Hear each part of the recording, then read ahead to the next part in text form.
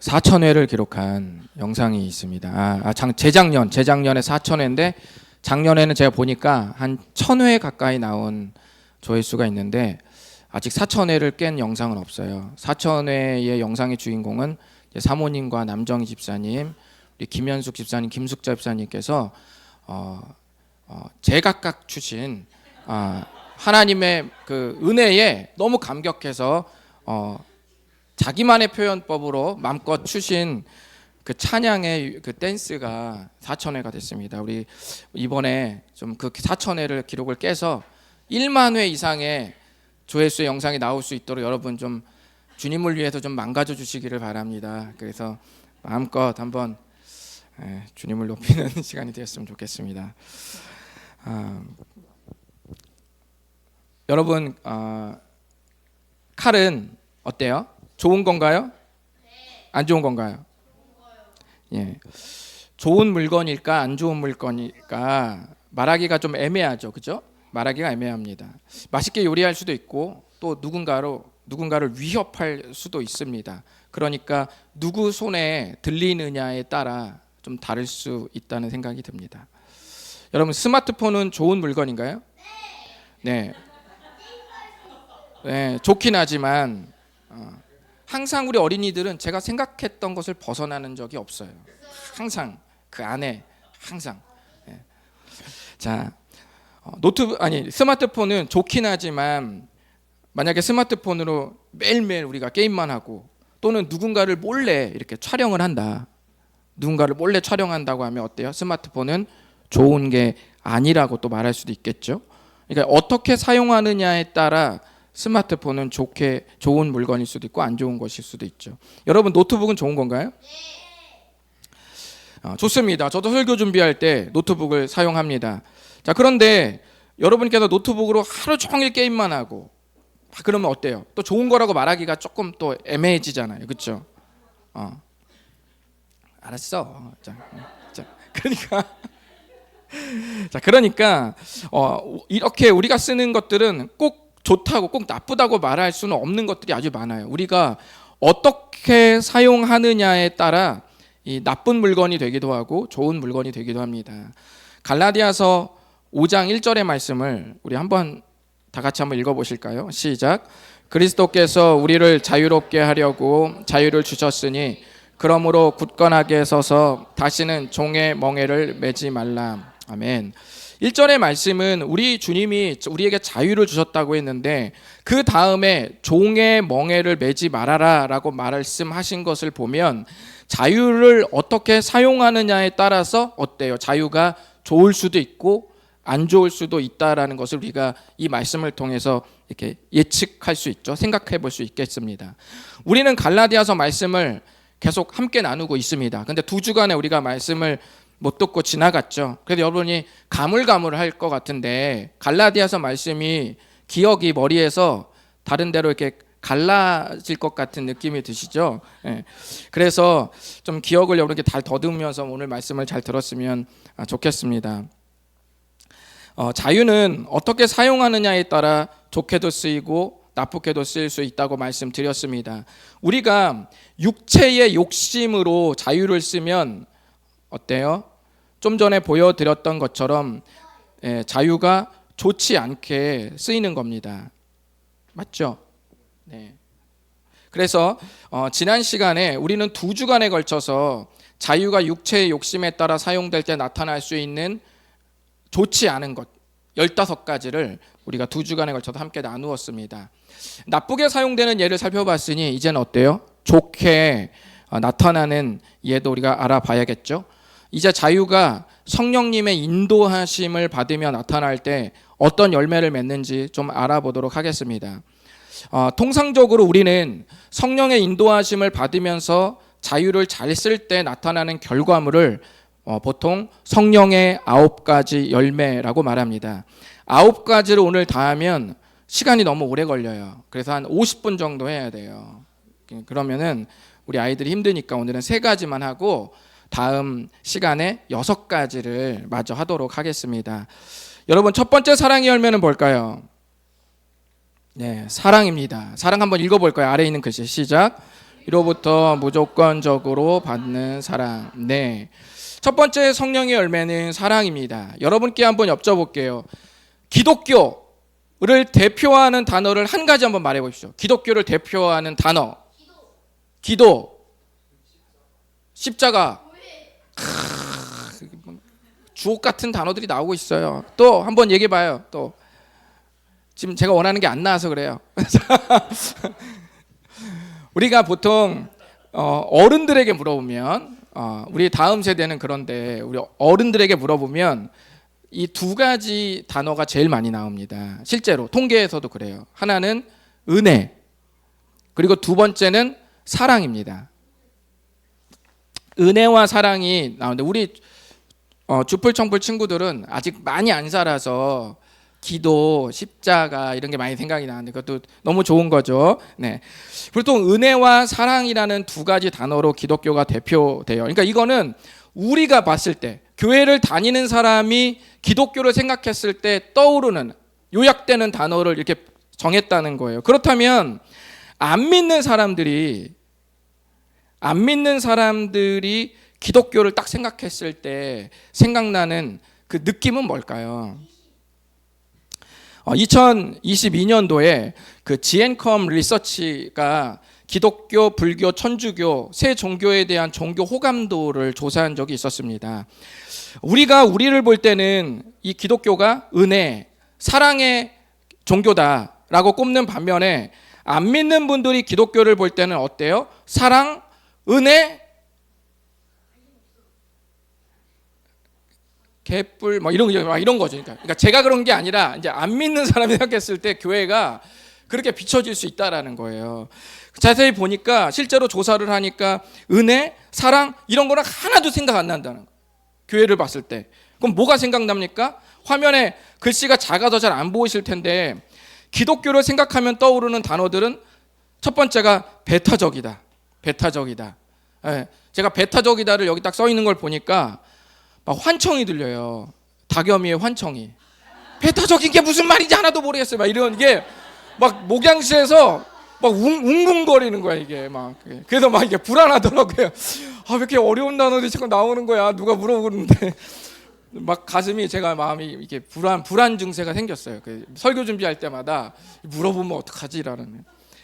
배타적이라는 말은 막 남을 밀어내고 자기만 잘났다고 말하는 걸 배타적이라고 말합니다.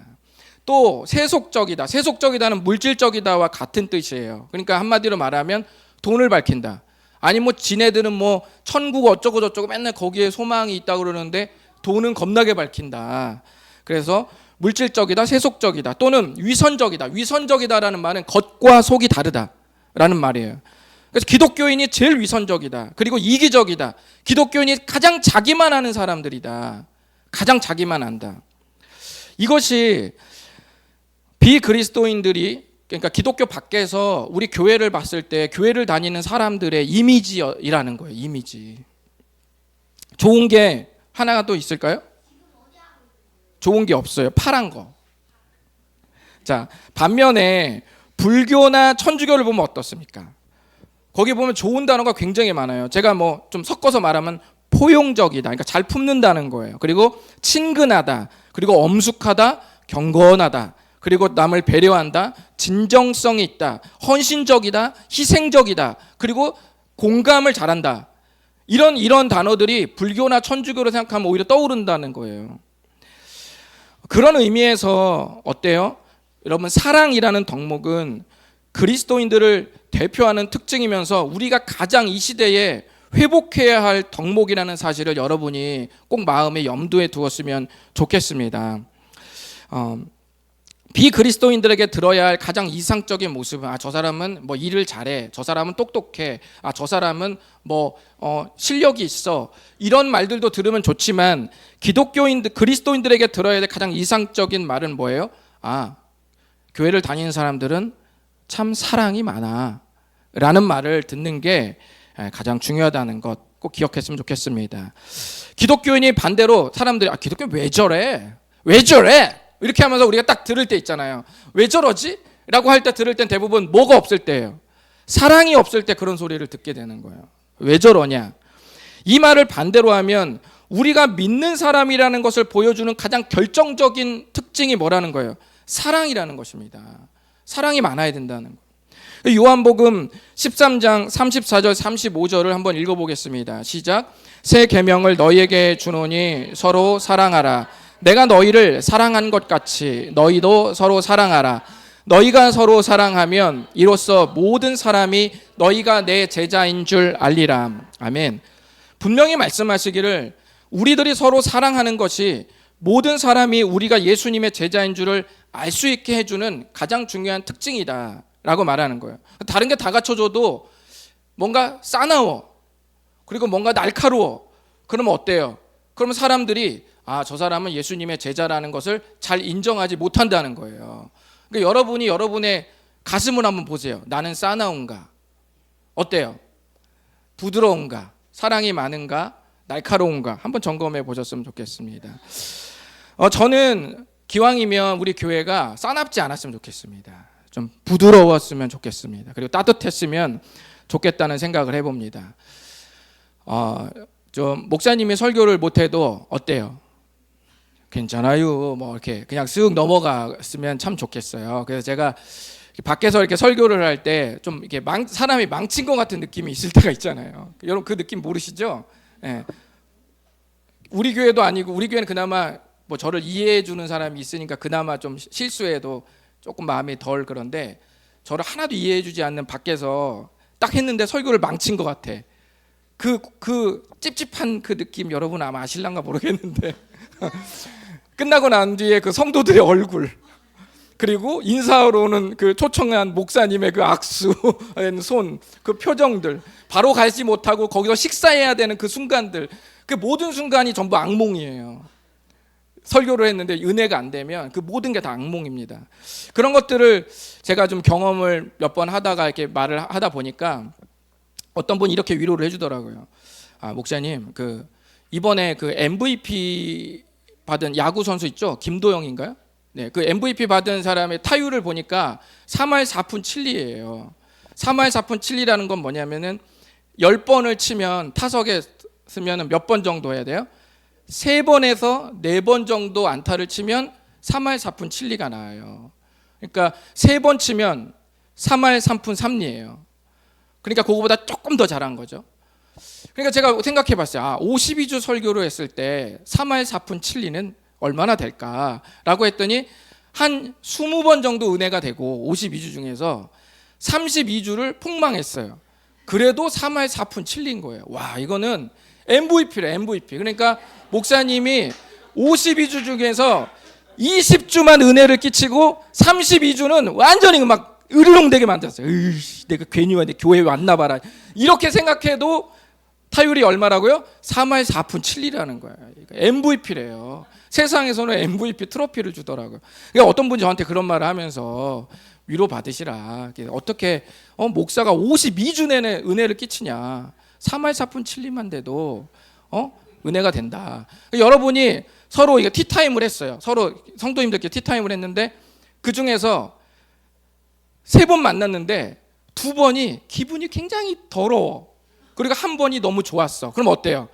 이분은 굉장히 괜찮은 분이야. 왜냐하면 타율이 3할 3푼 3리예요. 그러니까 3번 커피를 마셨는데 2번이 기분이 굉장히 안 좋고 1번만 좋아도 어때요? 이 사람은 진짜 대단한 사람이다. 이 사람은 세상에서 MVP를 받아야 될 사람이다 라고 생각하고 이렇게 좀 편안하게 좀 부드럽게 여겨주시면 좋을 것 같습니다. 여러분 2번에 1번 이거 잘하기도 쉽지 않아요. 그래서 우리가 서로의 좀 실수와 그런 연약함들을 용납하면서 꼭 기억하십시오. 기분이 안 좋을 때는 뭘 기억하냐면 3할 4푼 7리를 항상 마음속에 기억하시면 되겠습니다. 우리가 실천할 사랑의 중요한 특징이 하나 있는데, 사랑을 실천할 때 이 사랑이 아주 중요한 게 뭐냐면, 사랑은 어떻게 주는 거예요? 받아서 주는 거라는 거예요. 받아서. 그러니까 사랑은 받아서 주는 거예요. 예수님의 사랑을 받아서 그 받은 사랑을 상대에게 토스하는 거예요. 전달하는 거예요. 그냥 그것뿐이라는 거예요. 그러니까 내 거 주는 거 아닙니다. 내 거 주는 거 사람들이 좋아해요, 싫어해요? 예, 여러분 마음속에 사랑이 있어요, 없어요? 그거 좁쌀 같은 거 그거 받으려고 교회 오는 거 아닌 것이거든요. 그러니까 그거를 내 거를 주려고 그러면은 사람이 안 받아. 이게 누구 것이냐 받아서 이게 줘야 된다라는 겁니다. 우리 교회에서 아기가 태어나 가지고 모유를 지금 말고 아기가 태어나서 모유를 먹인다길래 제가 아기 엄마한테 좀 도움의 의미로 그랬습니다. 좀 힘들 때는 제 거를 줄까요? 라고 제가 얘기했어요. 제 거는 초코우유 맛이 나는데 제 거를 주면 안 되겠습니까? 라고 했더니 아주 째려보더라. 아주 째려봐요. 그러니까 사람들은 제 거를 받기를 원치 않는 거예요. 제 거를 먹기를 원치 않는 거예요. 누구 걸 먹어요? 우리 하늘에서 내려온 것을 먹으려고 교회로 오는 것이지 그 초코우유를 먹으려고 교회 오는 게 아니시거든요. 그러니까 우리가 그것을 생각해 볼 필요가 있습니다. 그러니까 여러분이 받은 그 예수님의 그 목숨값 있죠. 예수님의 그 목숨값을 받은 사랑을 상대가 받고 싶은 겁니다. 모든 그리스도인들이 하나님의 사랑을 받았죠. 하지만 시간이 지나면 받은 그 사랑이 어때요? 뿌얘지고 희미해집니다. 그래서 우리가 주일마다 은혜를 받아야 됩니다. 공동체의 은혜는 설교로 받고 개인의 은혜는 묵상으로 받습니다. 그리고 개인의 은혜를 소그룹에서 나누잖아요. 서로 피스 소그룹에서 부서에서 서로의 은혜를 나누면 그게 또 뭐가 돼요? 그게 공동체적 은혜가 또 되는 거예요. 그러니까 공동체의 은혜는 설교에서 받고 개인의 은혜는 묵상에서 받죠. 묵상의 은혜를 소그룹으로 나눌 때 그 묵상의 은혜가 또 뭐가 돼요? 공동체적이 된다는 거예요. 그래서 그 은혜가 이렇게 전체를 아우르는 거예요. 구름처럼 교회를 크게 아우를 때 우리는 그 안에서 뭘 다시 느껴요? 사랑을 다시 느낀다는 거예요. 사랑을. 그 사랑을 우리가 받은 사랑을 그대로 줄 수 있는 우리가 되었으면 좋겠습니다. 고린도전서 13장 2절과 3절에 이런 말씀 있습니다. 뭐 예언하는 능력 있고 모든 비밀 모든 지식 알고 뭐 산을 옮길 만한 모든 믿음이 있을지라도 사랑이 없으면 내가 아무것도 아니다. 내가 내게 있는 모든 것으로 구제하고 또 내 몸을 불사르게 내줄지라도 사랑이 없으면 내가 아무 유익이 없다. 이렇게 말했어요. 우리가 이런 말씀을 읽으면 와 사랑이 짱이다. 와 사랑이 진짜 최고구나 라고 생각하겠지만 하나님께서 주시는 여러 선물 중에서 사랑이 서열 1위라는 말이 아니에요. 사랑이 짱이라는 건 서열 1위라는 말이 아니라 사랑이 모든 덕목과 모든 갖춰야 될 그리스도인의 모습 중에서 뭐예요? 사랑이 깔려 있어야 된다. 이것을 좀 어려운 말로 사랑이 모든 덕목의 근간이다라는 뜻이에요. 그런 의미의 첫째입니다. 그러니까 서열로서 첫째가 아니라 릴 워십 찬양팀이 찬양을 하실 때 어때요? 꿀이 떨어져요. 꿀이 성도님들을 바랐을 때 외요가 왜 나와? 꿀이 떨어져야 돼요. 사랑이 넘쳐야 되죠. 피스 리더가 피스원들을 사랑해야 됩니다. 리더로서의 임무가 있겠죠. 리더로서의 임무가 중요하지만 기본적으로는 뭐 해야 돼요? 사랑해야 돼요. 속으로 생각해봐요. 나는 피스 회원들을 사랑하는가? 한번 생각해 보십시오. 기본적으로 사랑해야 됩니다. 리더로 교사의 역할이 있죠. 그렇죠? 주풀과 청풀의 교사들과 교사의 역할이 있겠지만 기본적으로 어때야 돼요? 아이들을 사랑해야 됩니다. 진심으로 사랑해야 돼요. 그 사랑하는 마음이 기본적으로 있어야 역할도 되고 임무도 되고 뭐도 됩니다. 그리고 사랑이 베이스에 다 깔려 있어야 사랑이 뭐 같으면 소화제 같은 거예요. 그래서 어떤 역할과 임무를 수행해도 사랑이 깔려 있어야 그 뒤에 뒤탈이 없습니다. 편안한 거죠.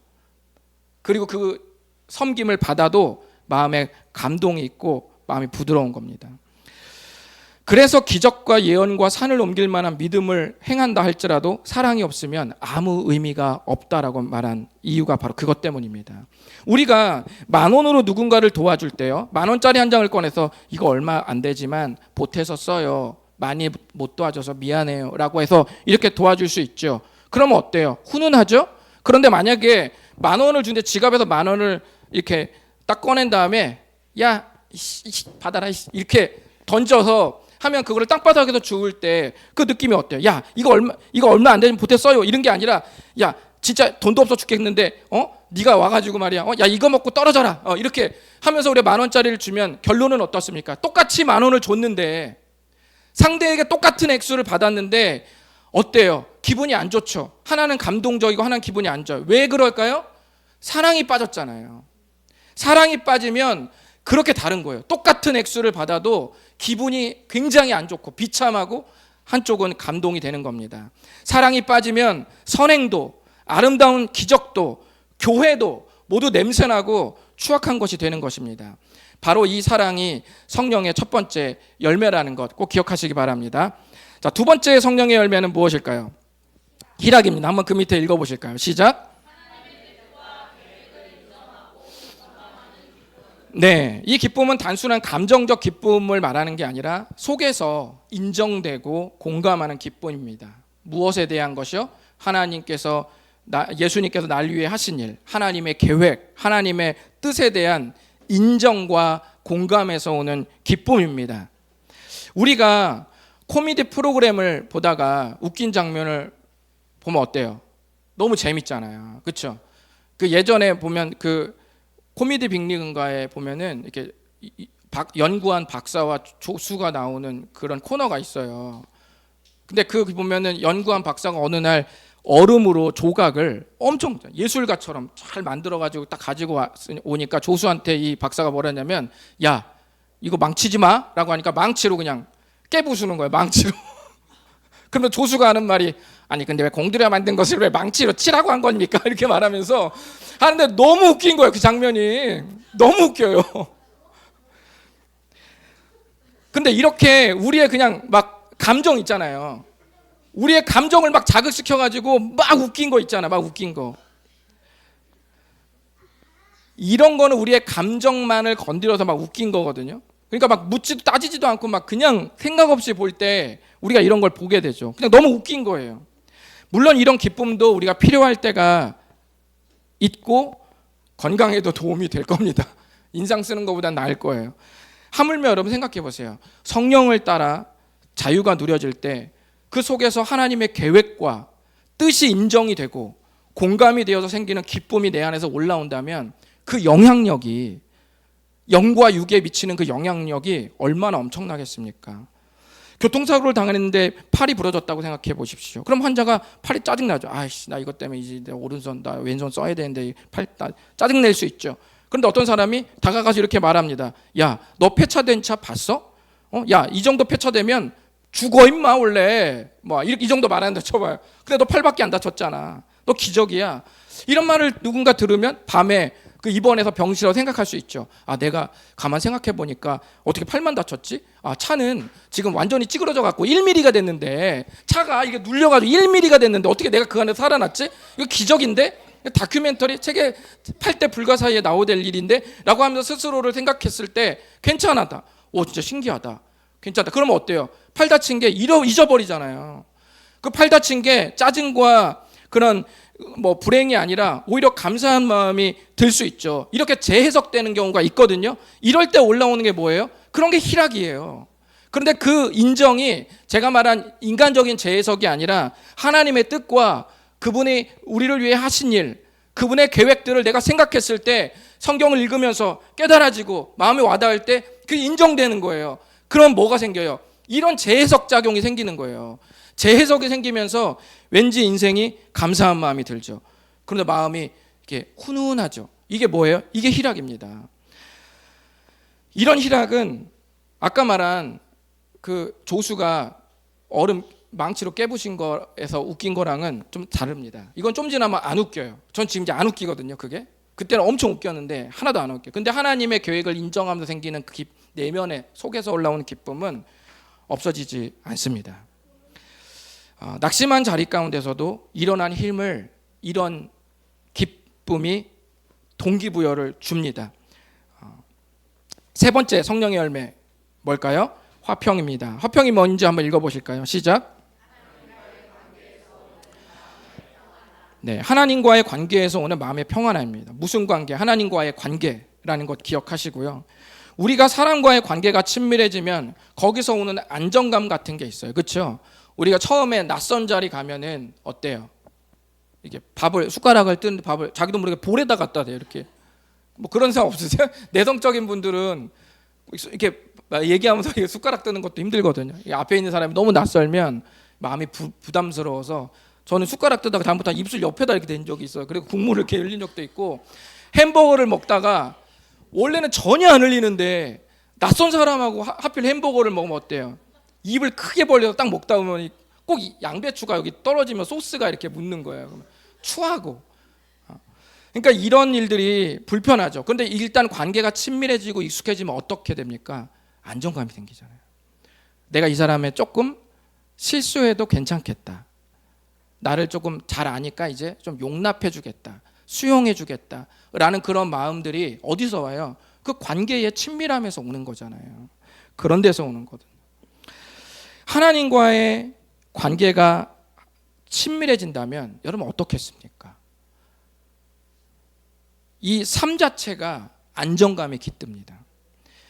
예전에는 죄로 인한 하나님의 진노, 인생에서 막연한 공허감들이 나를 짓누르고 있었는데 예수님을 믿음으로 인해서 그 진노가 십자가에서 부어지고 하나님과 나와의 관계 사이에 있던 모든 장벽이 허물어지는 것입니다.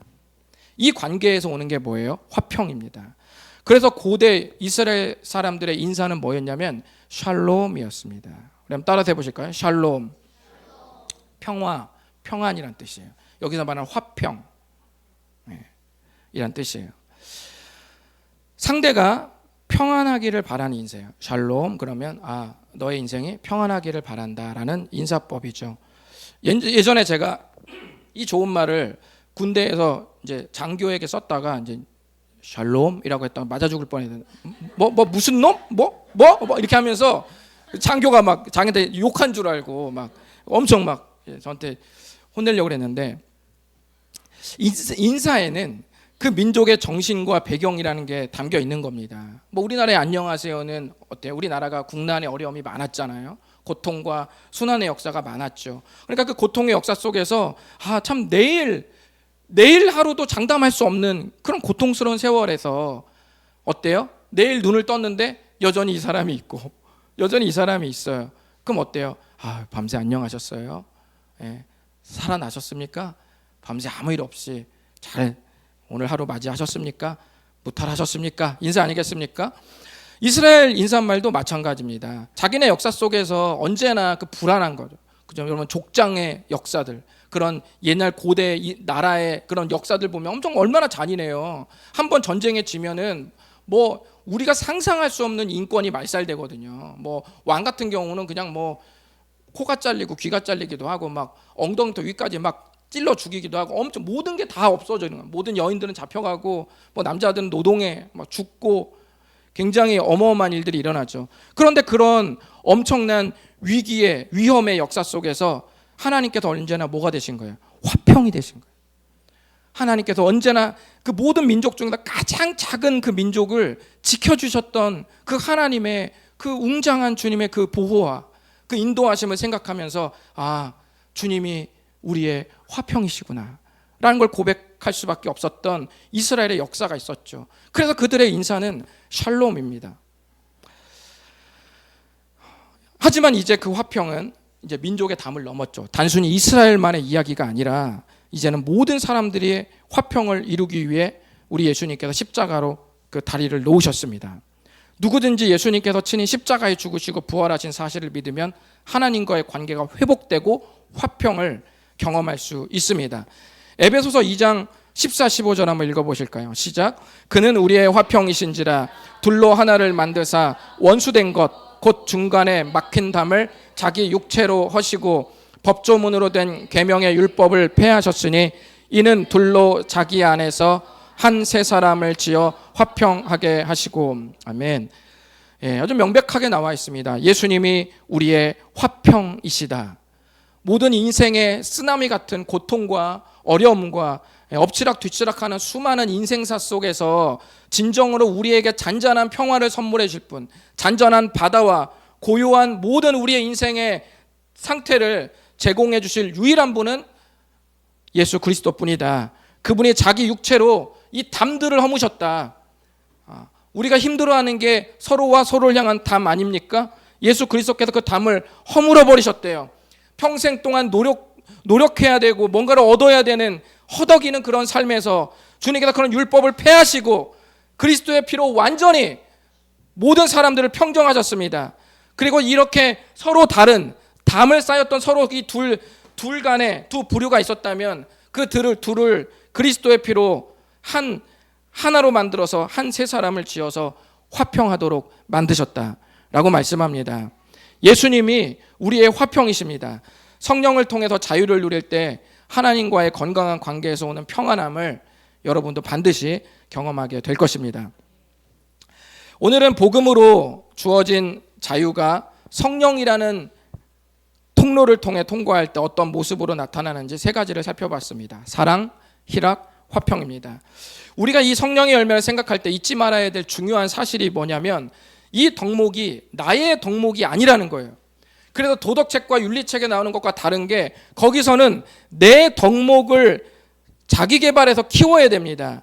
그런데 여기서 말한 모든 것은 뭐였어요? 화평은 누구의 것이요? 그리스도께서 우리에게 전해지는 화평이죠. 사랑이 뭡니까? 위로부터 오는 거죠. 희락이 어디서 오는 겁니까? 하나님의 계획과 그분의 뜻을 인정하는 데서 오는 기쁨이죠. 그 모든 근원지가 나였던 덕목에 단 하나도 없다라는 거예요. 그러니까 우리가 위로부터 내려오는 은혜를 우리가 받아서 자유를 통해서 나타나는 열매들의 공통점이라는 거예요. 나에게서 나오는 것이라면 어때요? 내가 근원지라면 내가 죽도록 노력해야 되는 게 답이고, 받아서 맺히는 열매라면 받는데 목숨을 걸어야 되는 거죠. 너무 명확한 논리 아닙니까? 만약에 이 덕목들이 받아서 맺히는 열매라면 우리는 어떤 데 목숨 걸어요? 받는 데 목숨을 걸어야 됩니다. 은혜를 받는데 모든 목숨을 걸고 은혜를 받게 만드는 걸 조금이라도 방해하는 모든 리스크와 장애물들을 전부 제거하고 온전히 나는 받는 데 있어서 누구보다도 깨끗하게, 누구보다도 제일 큰 관으로 마련하고 준비하겠다라는 생각으로 사는 게 답이 아니겠습니까? 여러분은 자유를 자유답게 누리기 위해 어디에 목숨을 거시겠습니까? 다시 사는 교회에서 은혜를 받는데 목숨을 거시는 모든 교회 가족 되시기를 바랍니다. 기도하겠습니다.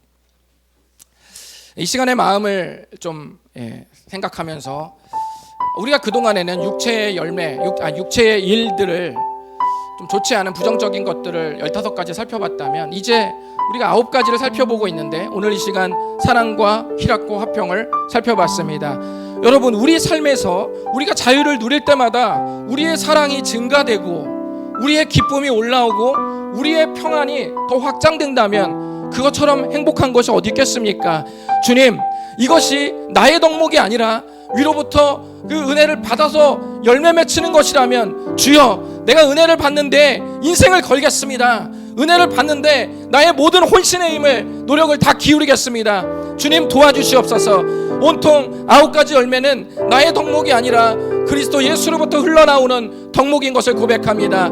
주님, 사랑이 넘치는 그리스도인이 되게 도와주시옵소서. 주님, 기쁨이 넘치는 하나님의 사람 되게 하옵소서. 주여, 평안이 넘쳐나는 고요한 잔잔한 하나님의 사람이 되게 하여 주시옵소서. 다 같이 헌신하며 기도하겠습니다. 주님, 감사합니다.